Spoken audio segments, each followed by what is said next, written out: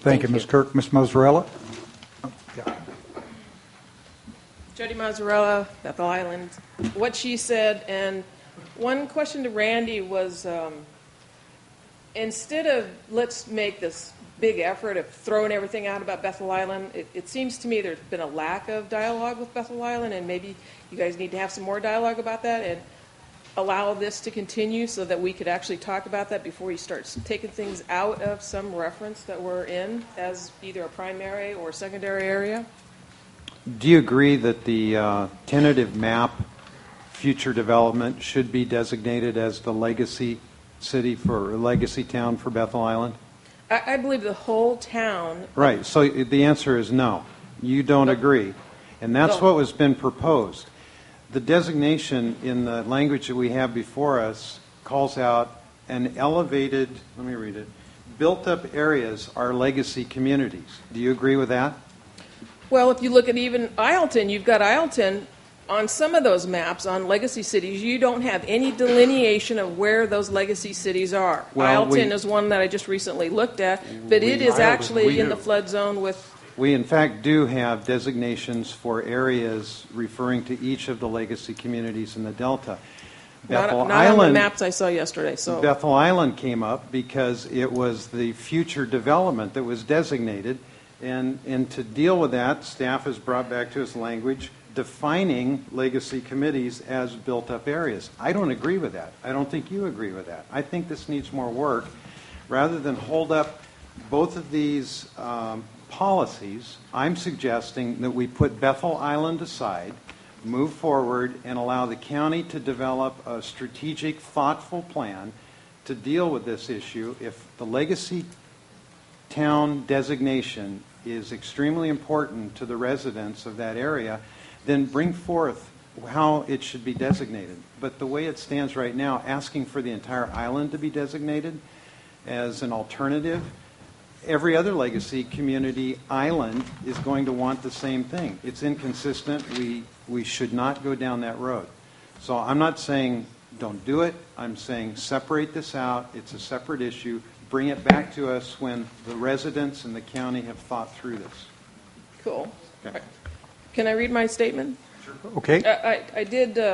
I want to clear up one thing from the last meeting. Just two things. I wanted to show you a picture of the huts that were there in the 1860s when Bethel Island was reclaimed. These are still in some of the areas. People do live in them. They're below the floodplain, and they're still legal. They're still active on our island. So I brought a picture of that for you to show us as being a legacy city. I also brought a picture for you because our reclamation district manager said that the mobile home parks were within 3 miles. I'm showing you, here's the mobile home park, here's the road, there's the levee. He meant a third of a mile. I'm sure there's nothing further than 3 miles away unless you're talking about one side of the island to the other. And then, lastly, what I want to do, I'm going to read to you, and I've got a timeline in here for you about Bethel Island and a little history on it, a couple pages of that I'm going to submit to you, and some articles and a map of the island. We'll post them on the web. It'll probably take us till early next week to copy and post them, but we'll do that also. Right. Okay. And then my statement, I wanted to let you know about some of the people that had been on the island. Pearl and Bill Beers. Bill was an architect and a draftman. He sold yachts. One day a week he skippered the Victory II that carried trucks, cars, and people from Jersey to the other 3 islands. He also charted the first course of the San Joaquin River from Stockton to 3 Mile Slough. This area became known as the Stockton Deepwater Channel, excuse me, making it possible for ocean-going vessels to come upriver to Stockton. The chart was so accurate that the government installed channel lights, and they hired Bill to tend those lights for that 30-mile course. He lived on Bethel Island. In 1902, William, excuse me if I say this name wrong, but it's Sassone, a large owner at the time, knew that rich sediment in the river was good for his crops, so he placed a pipe through that levee and flooded some of the acreage of his own property, which ended up damaging the levee to a tune of $385,000, which he had to pay. The stress of paying that bill was so much that he died from a heart attack.